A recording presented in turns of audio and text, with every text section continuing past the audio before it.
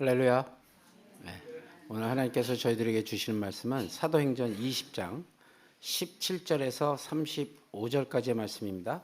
사도행전 20장 17절에서 35절입니다. 제가 가지고 있는 성경으로는 신약 223면 정도 있습니다. 17절에서 35절인데 오늘 봉독은 17절에서 24절까지만 하도록 하겠습니다. 찾으셨으면 우리 함께 봉독하며 나아가도록 하겠습니다. 바울이 밀레도에서 사람을 에베소로 보내어 교회 장로들을 청하니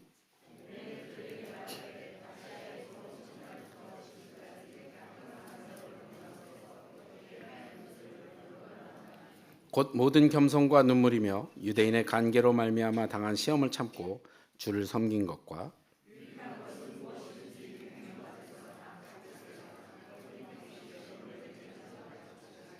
유대인과 헬라인들에게 하나님께 대한 회개와 우리 주 예수 그리스도에 대한 믿음을 증언한 것이라.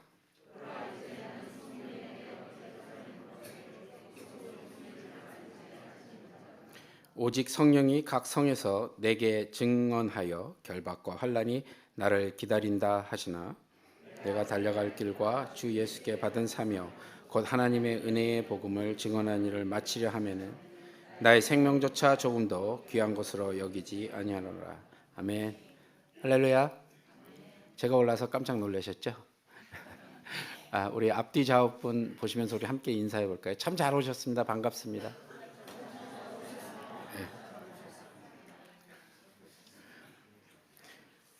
보통 주일 설교 같이 이렇게 부탁을 하실 때는 목사님 보통 한 길게는 6개월, 짧게는 3개월 미리 얘기해 주시죠. 어느 때 목사님. 그런데 갑자기 지난주입니다. 작년 아니고요. 지난주에 목사님 설교를 부탁한다고 말씀하셨습니다. 그래서 제가 깜짝 놀랐죠. 뭐라고요? 그랬더니 목사님이 뭐라고 얘기하시냐면 목사님 저 고별 설교라고 생각하고 한번 해보시는 게 어떻게? 고별 설교요?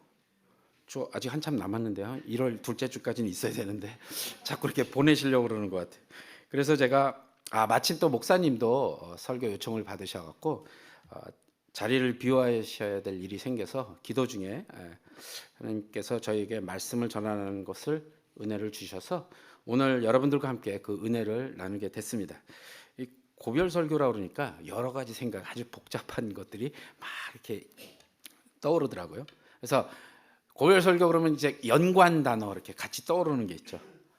은퇴, 작별, 아니면 아주 먼 길을 떠나는.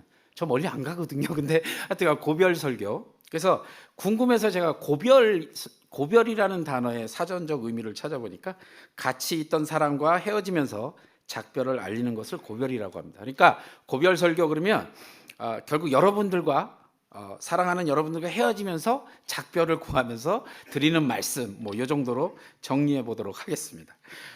자, 그러면 이제 한번 생각해 볼게요.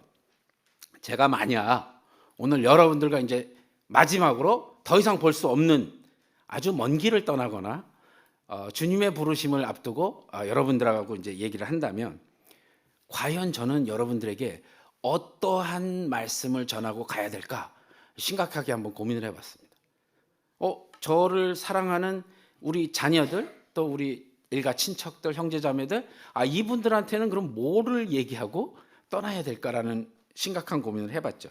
근데 누구나 이런 상황을 맞이할 때가 생깁니다. 그죠? 우리가 인생을 살면서. 근데 이 마지막 때 가장 중요한 말을 남기고 가야 될 텐데 이 마지막 때 평소에 본인이 어떤 생각을 하고 사는지를 이 마지막 때 알 수 있게 되죠. 자, 예를 들어서 제가 마지막에 이제 아이들을 모아놓고 얘들아, 니네 돈 많이 벌어야 된다. 이 험한 세상 살려면 돈이 많이 있어야 되라고 얘기한다면 제가 평소에 돈에 대한 생각을 많이 하고 있다는 걸 간접적으로 알 수 있겠죠. 자, 그런데 또 한 가지, 아이들을 모아놓고 야, 니들은 결혼하지 마. 그냥 혼자 살아. 정말 혼자 사는 게 축복이야 이러고 얘기한다면 그분의 결혼 생활은 굉장히 힘들었을 것이라는 것을 추측할 수 있죠. 그러니까 결국은 마지막에 내가 하는 이야기가 가장 내가 평소에 생각했던 중요한 것이라는 것을 알 수 있는 겁니다. 그래서 만에 하나 오늘 이후로 여러분을 못 본다면 나는 여러분들에게 어떤 말씀을 전해야 될까를 생각해 보다가 제가 또 막 자료를 준비하다가 성경에 나와 있는 믿음의 선조들, 선배들은 어떠한 설교를 하고 가셨는지 또 찾아봤죠. 근데 모세는 신명기를 통해서 고별 설교를 했고요. 또 여호수아도 23장에 보니까 고별 설교를 멋있게 했습니다. 그리고 요한복음 14장에 보면 예수님께서도 떠나시기 전에 고별 설교를 하시는 장면이 나와요. 근데 저는 특별히 오늘 여러분들과 함께 나눴던 사도행전의 사도 바울의 이 고별 설교를 통해서 여러분들과 함께 한번 은혜를 나눠보고자 합니다. 여러분들도 아시다시피 사도 바울은요, 다메섹 도상에서 주님을 만난 이후로 그의 삶이 완전히 바뀌었습니다. 그냥 잠깐 바뀐 게 아니고 완전히 바뀌었죠. 그의 모든 삶은요, 오직 주 예수께 받은 사명을 다하겠다는 일념으로 가득 차 있었습니다. 사도 바울은 3차에 걸쳐서 전도 여행을 떠났죠. 1차에 보시면 지도를 잠깐 보시면 1차는 이제 구브로와 비시디아, 안디옥, 또 이고니온, 또 루스드라 이쪽으로 다녔고요. 그다음에 2차 지도를 보시면 빌립보, 데살로니가 많이 들었던 도시 이름이죠. 베레아, 아덴, 고린도 이런 데를 전도하고 다녔습니다. 그리고 오늘 본문에 나와 있던 이 3차 전도 여행 때 바로 특히 에베소서에 꽤 오랫동안 머물러 있었습니다. 약 3년 동안 전도를 했는데요. 그래서 특별히 사도 바울은 이 에베소 교회에 대한 애착을 많이 가졌습니다. 이제 바울의 인생도 황혼기로 접어들게 되고요. 이제 선교할 시간도 얼마 남지 않았다는 걸 알았습니다. 그러니까 바울은 평소의 꿈대로 로마에 가서 전도를 하고 싶었던 거죠. 그래서 예루살렘으로 돌아가기로 결정을 합니다. 그런데 예루살렘에 돌아가려고 보면 에베소에 방문하기가 되게 어려워지죠. 왜냐하면 지금 바울이 머물고 있는 것이 지도에 보시면 드로아입니다. 드로아에서 에베소까지 약 50km의 거리가 있죠. 당시 거리상 또 시간상 에베소를 들리는 게 되게 힘들었고 어려웠습니다. 그래서 에베소의 장로들에게 기별하기를 중간 기착지인 밀레도에서 만나자 이러고 기별을 해놨죠. 그래서 밀레도에서 사도 바울은 에베소 교회의 장로들을 반갑게 만나고 그들에게 마지막으로 설교한 내용이 오늘 저와 여러분들이 같이 봉독했던 본문 20장 17절에서 35절의 말씀입니다. 여기서 사도 바울은 3년 동안 에베소서의 삶을 결산하면서 고별 설교를 한 거죠. 이 설교의 내용을 보면 이제 나는 예루살렘에 가서 전도를 하려고 한다. 그리고 그렇게 결심했다. 그런데 내가 예루살렘에 가면 순교하게 될 것이다. 거기서 죽게 되면 주님을 위해서 기꺼이 순교하겠다라는 말을 남깁니다. 당시에 에베소에 있는 성도들을 여러분들 잘 돌봐주시기 바랍니다. 내가 에베소에 있는 동안 은이나 금을 또 의복을 탐하지 않았습니다. 나로 인해서 손해를 보고 억울한 일을 당한 사람이 있다면 말씀하십시오라고 이야기합니다. 그리고 마지막으로 권고하는데요. 오늘 같이 읽지는 않았지만 20장 35절 함께 읽도록 하겠습니다. 시작.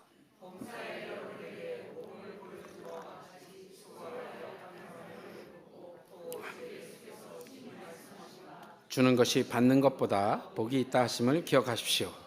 이렇게 설교하고 나서 다 크게 울면서 바울의 목을 안고 입을 맞추고 다시 그 얼굴을 보지 못할 것을 생각하고 근심하고 전송했다고 이야기합니다. 참 아름다운 모습이죠. 그런데 여러분들은 다행입니다. 저는 다시 볼 수 있죠. 아주 떠나는 게 아닙니다. 그러니까 참 다행인데 별로 안 다행인 것처럼 이렇게 보시는 분들이 계세요. 다행이시죠? 네. 오늘 본문으로 다시 돌아와서 19절에서 21절의 말씀을 보면 그동안 사도 바울은 이 말씀처럼 겸손과 눈물로 또 시험을 참고 유익한 것은 무엇이든지 전하며 주님에 대한 믿음을 증언하며 살았습니다. 그러니까 바울은 아시아 곧 그 에베소에 들어온 날부터 시작해서 지금 현재 이 밀레도에서 이들을 만나면서 말씀을 전하는 고별 설교까지 그가 그 오랜 시간 동안 철저하게 지켰던 세 가지가 있습니다. 이 세 가지가 그가 꾸준히 지켜왔고요. 이 세 가지를 통해 사명자의 삶을 사는 것은 무엇인지를 오늘 여러분들과 함께 나눠보려고 합니다. 첫째로요, 사도 바울이 에베소에 들어온 첫날부터 밀레도에서 이들을 만나 고별 설교하는 지금까지 철저히 지켜온 것은 바로 겸손과 눈물과 시험 당함으로 주님을 섬겼다는 겁니다. 19절 우리 함께 읽어보도록 하겠습니다. 시작. 곧 겸손과 눈물이며 말미암아 당한 시험을 참고 주를 섬긴 것과. 아멘. 사도 바울은 겸손으로 섬겼다고 말하는데 겸손이 뭘까요? 겸손의 사전적 의미는요, 남을 존중하고 자기를 내세우지 않는 태도입니다. 겸손은 자기 자신을 드러내지 않고 오직 하나님만을 드러낸다는 거죠. 겸손은 자기의 생각이나 자기의 주장이나 자기의 방법을 고집하지도 않는다는 겁니다. 겸손은 내 생각이나 주장 또 방법을 다 포기하고요, 하나님, 오직 하나님께서 어떻게 생각하시는지, 하나님께서 무엇을 원하시는 건지, 하나님의 방법은 무엇인지를 기도하며 이루게 된다는 것입니다. 그것이 바로 겸손이라는 것이죠. 만일 우리 그리스도인들이 하나님을 사랑하고 또 하나님을 위해서 일을 한다고 하는데도 불구하고 이 겸손이 내 안에 없다면, 겸손이 없다면 내 안에 있는 것들로 인하여 갈등이 생기게 된다는 거죠. 교회에서 갈등이 생기는 이유는 아주 단순합니다. 바로 이 겸손이 없기 때문에 그렇습니다. 내 주장, 내 방법, 내 뜻을 내세우기 때문에 교회에 분란이 일어나는 거죠. 여러분들이 그렇다는 게 아닙니다. 그런 일들이 허다하게 지금 세상의 교회 안에 들어오고 있다는 것이죠. 겸손은 자기 자신을 완전히 포기하는 것이죠. 오직 예수 그리스도만을 신뢰하며 나아가는 것을 말씀하고 있다는 겁니다. 우리 예수님께서는 마태복음 11장 29절에 이렇게 말씀하셨습니다. 함께 읽어보겠습니다. 시작. 나는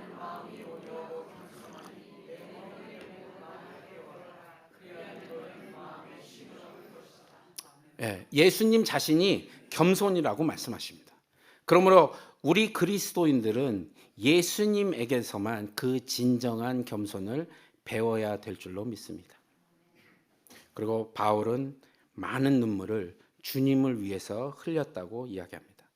바울은 성도들의 유익을 위해서 자기 자신의 눈물을 아낌없이 뿌릴 줄 아는 그런 사람이었다는 것입니다. 그는 한 영혼이라도 더 구원받기를 바라는 마음으로 또 성도들에 대한 넘치는 사랑의 감정으로 많은 눈물을 흘리며 나아갔습니다. 오늘 본문의 뒷부분에 보면 31절에도 그러므로 여러분이 일깨어 내가 3년이나 밤낮 쉬지 않고 눈물로 각 사람을 훈계했던 것을 기억하라 라고 말하죠. 3년 밤낮으로 눈물로 기도했다는 것입니다. 바울은 자기 자신이 가르쳤던 말씀과 또 훈계의 내용뿐 아니라 이러한 가르침을 위해서 자신이 밤낮 쉬지 않고 눈물로 인내하며 그들을 섬기고 가르쳤던 자세를 늘 기억하면서 여러분이 계신 그 곳, 그 교회를 섬기라고 권면하고 있는 것이죠. 저도 오늘 여러분들에게 이렇게 권면하고 싶습니다. 쉬지 않고 눈물로 교회를 위해 기도하시기 바랍니다. 사랑하는 형제 자매들을 위해서, 담임 목사님을 위해서 기도하시기 바랍니다. 그것을 기억하며 교회를 섬기어야 한다는 것입니다. 심지어 에베소에서는 바울에게 일어났던 시험, 특히 유대인들의 간계로 인하여 일어났던 많은 시험들이 있었습니다. 때로는 살 소망까지 끊어질 정도로 많은 시련을 당했다고 이야기하죠. 바울은 이런 극심한 시련 가운데, 고통 가운데도 변함없이 우리 주님을 섬겼다는 거죠. 그러니까 사도 바울에게 최고의 영광은 하나님 아버지 그리고 예수 그리스도의 충직한 종이 된다는 것입니다. 그게 사도 바울이 갖고 있는 최고의 영광이죠. 본문에 섬겼다라는 단어, 이 헬라어 원어로 보니까 돌리오라는 단어를 썼습니다. 종이라는 의미를 갖고 있죠. 그러니까 결국 그는 종 노릇을 했다는 것이죠. 바울은 자기 자신을 한 번도 하나님 앞에서 높인 적이 없습니다. 오히려 어려움을 당하면서 자기 자신 스스로가 나는 종이라는 것을 잊지 않고 있었다는 거죠. 바울이 예수님을 섬기되 자신의 의견을 내세우지도 않고요, 중단하지도 않고 종처럼 철저하게 순종으로 나아가며 섬겼다는 것을 우리가 볼 수 있다는 겁니다. 여러분들에게 부탁드리고 싶습니다. 여러분들도 사도 바울처럼 겸손함으로 또 눈물의 기도로 시험당하고 어렵고 힘든 일이 있을지언정 철저하게 순종하며 주님을 섬기시는 그런 저와 여러분이 되시기를 간절히 부탁드립니다. 그런 분들이 되셔야죠. 그리고 두 번째로 에베소에 들어온 첫날부터 고별 설교하는 그 시간까지 사도 바울이 철저히 지켰던 것, 바로 유익한 것을 공중 앞에서나 각 집에서나 교회에 전하며 가르쳤다는 겁니다. 자, 20절 우리 함께 읽어보도록 하겠습니다. 시작.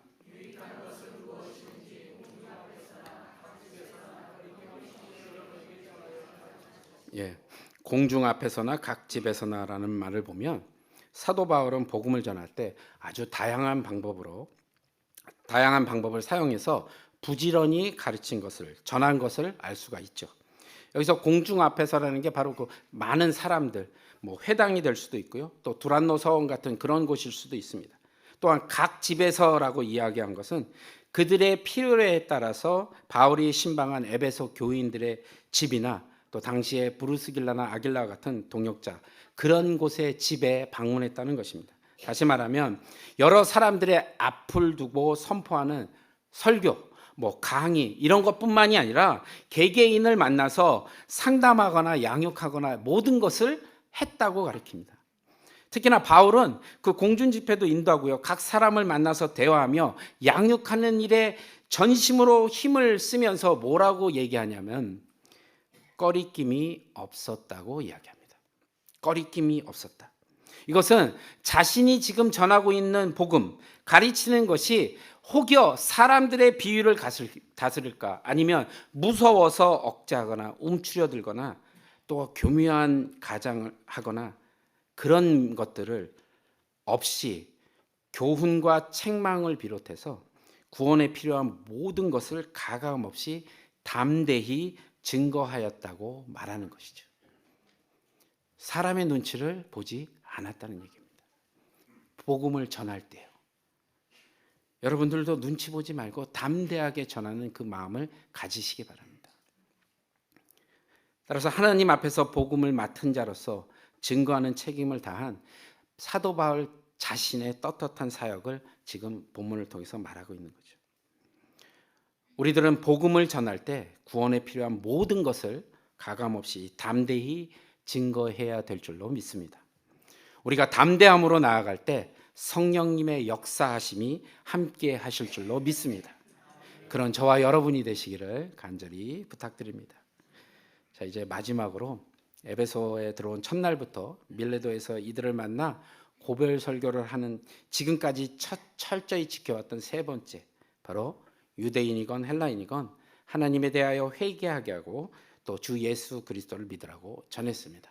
우리 21절 함께 읽겠습니다. 시작.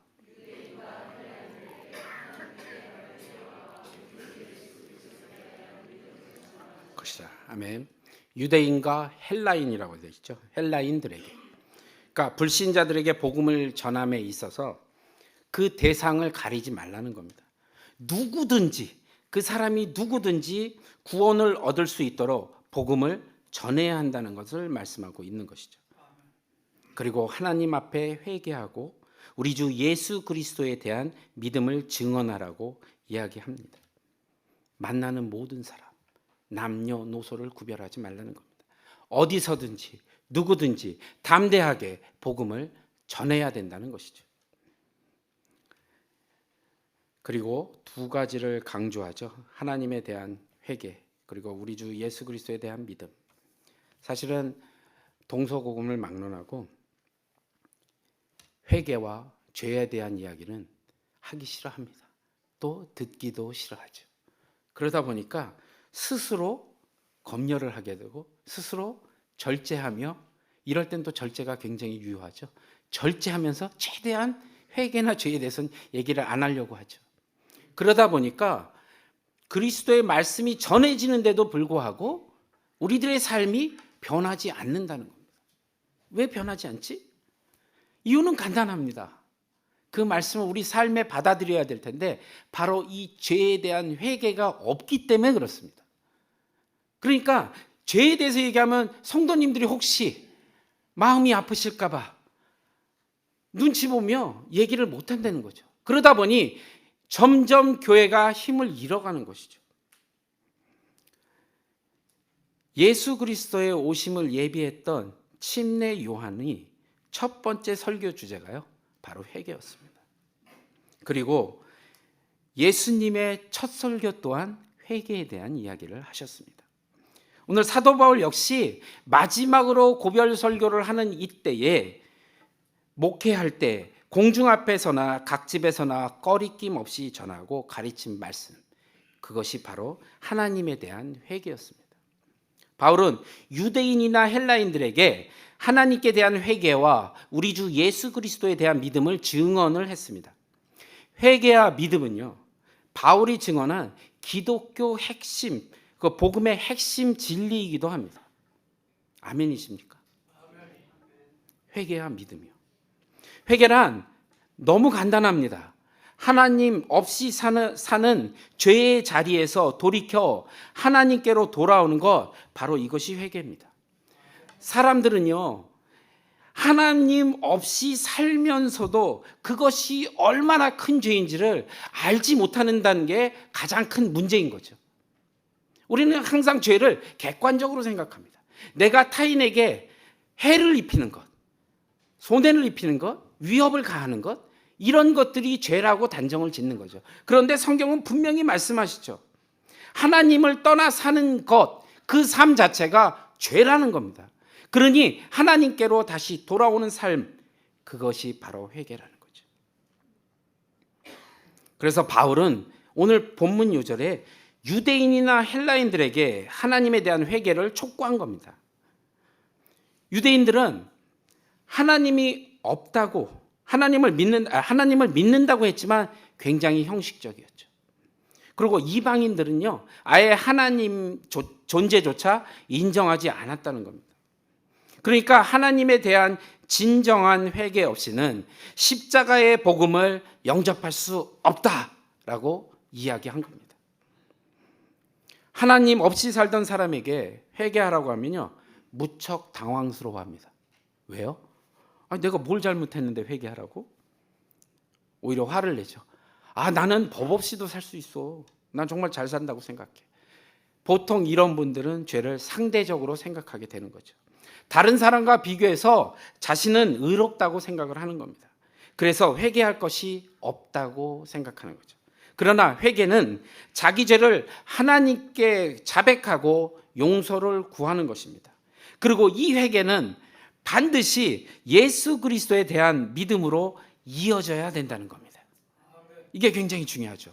구원은 하나님 앞에서의 회개가 우리 주 예수께 대한 믿음으로 연결될 때 얻어진다고 말씀하시죠. 회개한다고 죄를 용서받고 구원받는 것이 아니라 예수 그리스도 그분을 믿어야 죄 사함을 받고 구원을 얻을 수 있는 것입니다. 예수님을 믿어야 의롭다 하심을 받고 영원한 형벌에서 구원을 받을 수 있다는 겁니다. 예수님은 성경대로 우리의 죄를 대신해서 죽으시고 성경대로 사흘 만에 부활하시는 우리 주시여 우리의 그리스도이십니다. 이 예수님은 하나님을 떠난 인간이 하나님께로 돌아가는 유일한 길이요 진리요 생명이심을 믿으시기 바랍니다. 우리의 죄를 위해 죽으시고 부활하신 예수님만이 우리의 죄와 사망의 권세에서 구원하실 수 있는 유일한 분이십니다. 이 예수님을 믿어야 죄 사함을 받고 하나님의 자녀가 될 수 있다는 것이죠. 믿음이란 그리스도 안에서 마련해 놓으신 구원의 복음을 받아들이는 것입니다. 하나님께 대한 회개가 굳어진 마음을 갈아엎어버리는 작업이라면 예수님에 대한 믿음은요, 바로 복음의 씨를 심는 것입니다. 오늘 말씀을 맺으려고 합니다. 오늘 여러분들과 나눈 이 세 가지, 이것이 복음의 사역자가 사명을 위해 행해야 될 세 가지입니다. 예수님께서 그 제자들을 섬기셨던 것처럼 에베소 교회를 섬겼던 바울은 이제 예수님께서 십자가를 지러 가셨던 것처럼 바울도 결박과 환난이 기다리는 예루살렘을 향하여 가려고 하고 있습니다. 그리고 예수님은 온 세상을 구원하는 그 사명을 다하시기 위해 자기 생명을 귀하게 여기지 아니하시고 십자가를 지셨듯이 바울도 하나님의 은혜의 복음을 증언하는 일을 마치기 위해 자신의 생명을 조금도 귀한 것으로 여기지 않노라 하고 고백하고 있다는 것이죠. 오늘 본문 24절입니다. 우리 함께 읽겠습니다. 시작.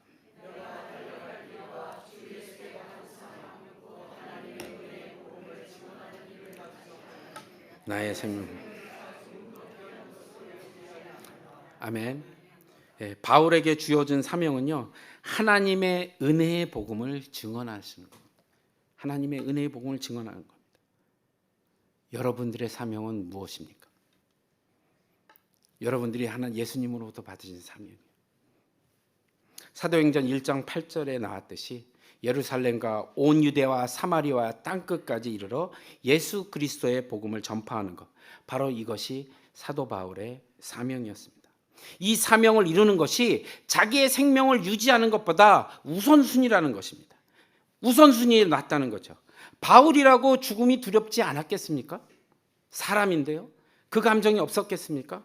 그러나 그에게는 주님께로부터 받은 사명이 있었고, 그 사명의 완수를 위해서는 자기의 생명조차도 드리겠노라는 굳은 각오와 결심이 있었다는 것이죠. 이것이 바로 사명에 붙들려가는 사람의 모습입니다. 우리 모두는 이 세상에 주 예수 그리스도의 복음을 전파하라는 사명을 받았습니다. 마태복음 28장 19절에서 20절입니다.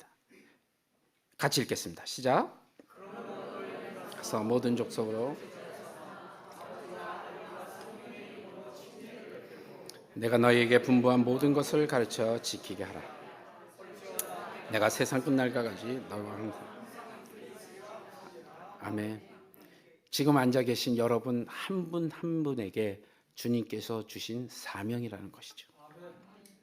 이 사명을 이루는 삶을 사시기 바랍니다. 우리의 모든 삶 각 순간은 바로 이 사명을 이루기 위해 존재한다는 것이죠. 예수님처럼 사도 바울처럼 다른 이들을 섬기며 복음을 전파하다가 주님께서 계신 그곳에 가겠노라는 결단은 어떤 특별한 사람에게만 주어진 것이 아닙니다. 목사님이나 전도사님이나 선교사님이나 이런 분들한테만 특별히 주어진 것이 아니라 여러분, 지금 말씀을 듣고 있는 여러분 모두 각자 한 사람에게 주어진 사명입니다. 우리가 예수 그리스도의 제자로 부름을 받았음을 우리가 인식한다면 반드시 주님의 뒤를 따르는 각오를 하셔야 될 줄로 믿습니다.